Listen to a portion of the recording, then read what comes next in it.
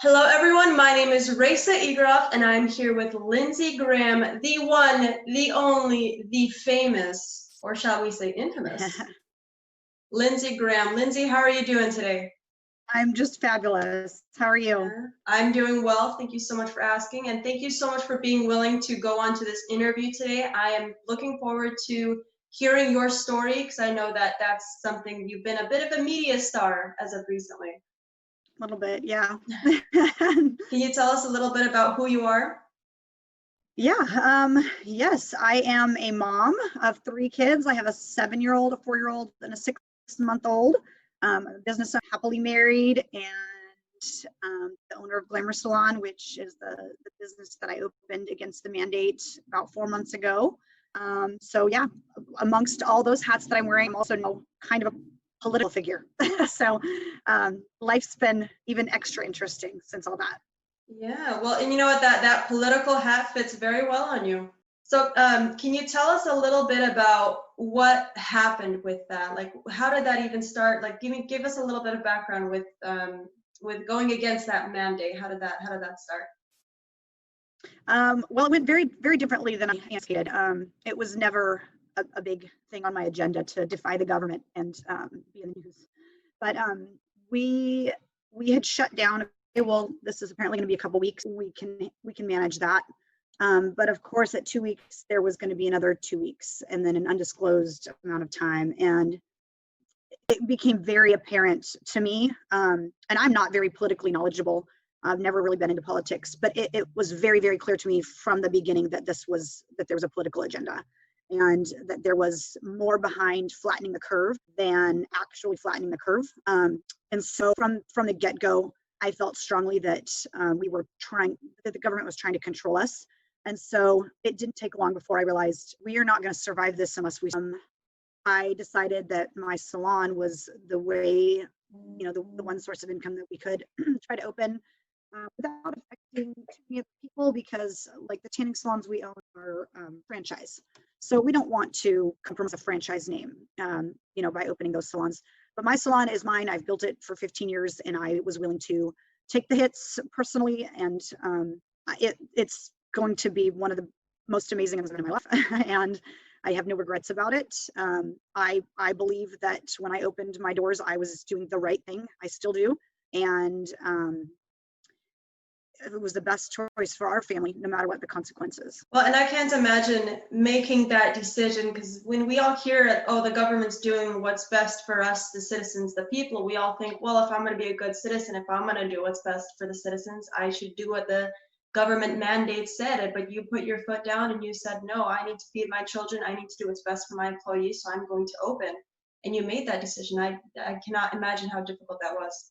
Since making that decision, have you seen that there's been a lot more of a support? It was very difficult. It actually became, yes, yeah, there's been a lot of support.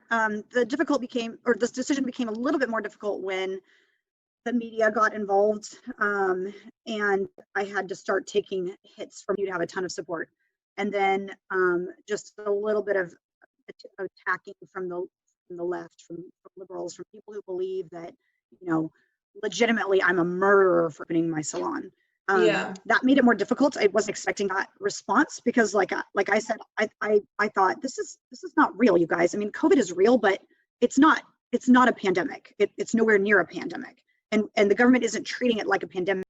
They're making choices that don't make any sense, like keeping Walmart open, but closing barbershops. I mean, that doesn't make sense. And if you use your mind and you think critically, you realize that. And so when you realize that those decisions don't make sense and that they're not for the greater good and that they're not for the citizens and that they're not for our health, that's when you need to say, okay, if we were making decisions that would actually save lives, and that I knew was for the best for other people's health, I would of course do that. But for you to say that Home Depot can be open and liquor stores and drug stores can be open, but hair salons can't, and that makes no sense.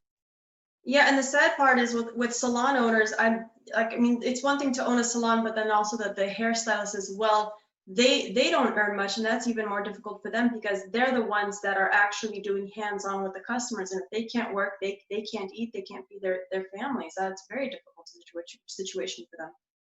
Yeah, it seems like she targeted people who who very much rely on their own, everyone relies on their own income, but hairstylists, for example, do not have hazard pay. We don't have maternity leave. We don't have vacation. We don't have any of that stuff. We pay for our own health insurance because we don't have any benefits. We're 100% independent contractors. And so being targeted like that and knowing that, most didn't set aside funds for being shut down. I mean, nobody did. Most of us don't have an ability to collect unemployment. And in fact, for the record, they didn't even have unemployment available for hairstylists until 2 months, a whole new government website just for us to apply for unemployment. And here we are, and it's almost October, and I haven't seen one unemployment check, not one. So, I mean, they targeted people who survived financially and business-wise during a lockdown. Wow, and you had the strength to do this anyways. I can't even imagine. And I think that's why I'm so impressed by you, and I respect you so much, because you have the inner strength that I really hope that with this interview we can convey that inner strength to all the other citizens, all the other small business owners who are struggling right now. And I want to ask you, because I heard that you're now suing Kate Brown and suing the state of Oregon as well. Can you tell us a little bit about that? I mean, legally, tell us as much as you feel comfortable, of course.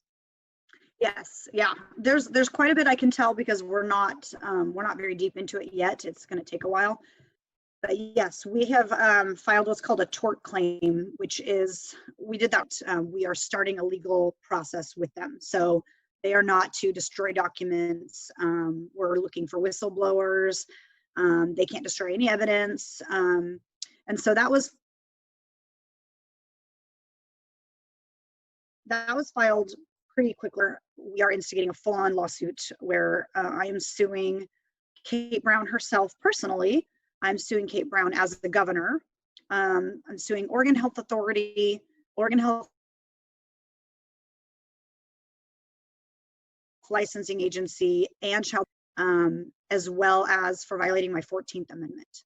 So we're feeling very confident about that lawsuit. Pennsylvania just issued a ruling that their governors, Pennsylvania ruled that those mandates are completely unconstitutional. And that's huge for everybody. That sets a massive precedent. And that ruling, in a way, gives me like a slam dunk case. So the goal is to set our new precedents that, you can't tell me, you can't violate my rights and then harass me when I don't obey. I'm sorry, that's not part of our laws. That's not a free America. So, and there's proof, there's plenty of proof. My attorney has tons of evidence showing that I was specifically targeted because of opening against the mandate. Well, that's good. So where are you now? Is your salon still open? Are you still opening more salons in Oregon? What is next for Lindsey Graham? Very up in the air because I never thought I'd be in this position, but the salon is still open. We never ever closed. I'm fighting the 14,000 months, and we are thriving again. I lost a lot of stylists in the process because there was so much controversy surrounding my opening. And a lot of them just couldn't hold them, literally out of state, saying, I want to work at your salon. This is the salon I got to be at. I'm really appreciating that kind of support and respect. But yeah, and to say what's next is something I won't know from day to day. So we talked a lot about the support that you're getting from other people, but are you also getting a lot of backlash from just citizens and the media? I know you're getting a lot of media backlash, but what about how are citizens reacting to the salon still being open? Not anymore.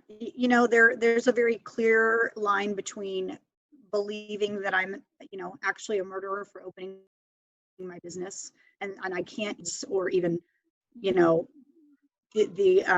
energy to argue that argument if you believe that. And those people, they came out of the woodworks right away, and they did everything they could to blast me and attack me. And again, that didn't hurt very much because I realized if you believe that way, you're not thinking clearly, and so that doesn't affect me. Absolutely, but good. Now all I have is support. I mean, every now and then someone will come out of the woodworks that's got something to say, but for the most part, I'm thriving, and I'm re-energized every day by the emails and the text messages and the Facebook messages Even just before I logged on to chat with you, I don't check Facebook Messenger much, and my computer popped up all these unseen messages marked as spam. And I started going through them, and there are people from all over the nation writing to support me. And I'm like, oh, I'm done with you, and just get re-energized by the tons and tons of support that people are showing. I'm humbled by it. That is amazing, and that is so good to hear that you're getting support not just from local citizens here in Oregon, but also all over the nation. And I want you to know that your fight inspired so many others, and now everybody's thinking, if Lindsey Graham can do it, so can I. And I just want you to know that you are such an inspiration I can't even explain. Do you have any advice to any business owners who want to do what you've done? They want to stand up against the status quo. They want to stand up against Kate Brown. They want to stand up against the state of Oregon. Do you have any advice for them? Yes, I just think that you really need to dig deep and pray about what you believe is the right thing, because I think that we all know that if what you're doing is right, you can. And every single threat I received while I was open, I would just read between the lines, and I would just go, no, I don't know what you're trying to do here, but I'm not buying it. I know that there's no laws regarding what you're trying to do to me. I know what I'm doing is right. And it's hard when you don't have, financial backing, and it could devastate you. That's a whole different story. I had the luxury and the privilege, and someone started GoFundMe, which basically enabled me to say, okay, I can stand up to these people because America's backing me up. And so, those funds are now fighting this fight for me. But that you have to realize that there are thousands, hundreds of thousands, millions of people who will back you up for doing so. And you need them behind you. You can't do it alone. I didn't do it alone. I mean, I went public when it leaked that I was going to open my salon on Facebook. I had my political guy, Russ Walker, reach out to me. I had my attorney, Ross Day, and they came to me from day one to say, I don't think I could have done what I did without them. So, you need to pray about what your decision is going to be, believe that it's right, make the decision, and make it publicly. That is you don't have all that strength of the American people behind you. And the American people that support me have made all the difference in my journey. I could not have done it without them, and I could continue to do this. I have support, and I can do this with them. So get as much support as you can. Go public. Go blatantly out with it, and you'll have a lot of support behind you. That's such a good positive message, and that's exactly the message that I wish to share. By sharing your voice and by sharing your story, that's the message that I want everybody and all those small business owners to come across, is that they're not alone in this. And even though we're all social distancing, they're not alone in this. We're going to fight against this together. And that's exactly why I'm the president of the Freedom PAC, Political Action Committee, and we're going to be putting our money where our vote is. We're going to hold these legislators accountable, and those who stifle our freedoms and try to take away our freedoms, like you're a mom and you just want to do what's best for your children and your employees. You want to take care of your business. If that's all that you want to do, you should have that right, and nobody should get in the way of that. Our Constitution protects our right for life, liberty, and freedom, and that's what the Freedom PAC is going to protect. So I want you to know that Oregonians are taking those steps forward to do what's necessary to protect Oregonians' freedoms. Is there? Oh man, I was hoping for a really long, really in-depth interview, but you articulated everything so well. I'm not quite sure. I don't have any more questions for you, but is there anything else you want Oregonians to know?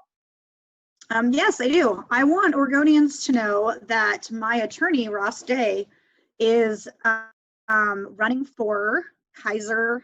Oh my gosh, running for the city of Kaiser.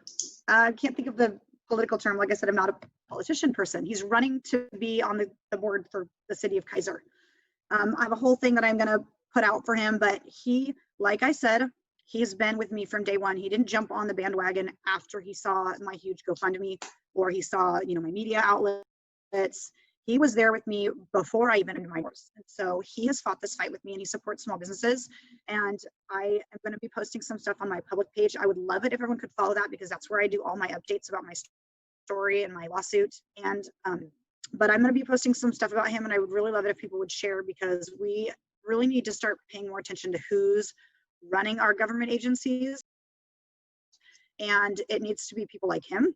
So I'm going to advocate the heck out of him, and I think it's really important that my Oregonian audience hears that, because most of my audience is more national, and Oregonians need to know that someone amazing is going to be running for him. So Absolutely. And, you know, once you start blasting that, I'll blast it on all of our social media as well, just because, you know, we Oregonians, we have to stand up for each other. And if he deserves the kind of support that he was able to give you. So we're going to do what we can to support him.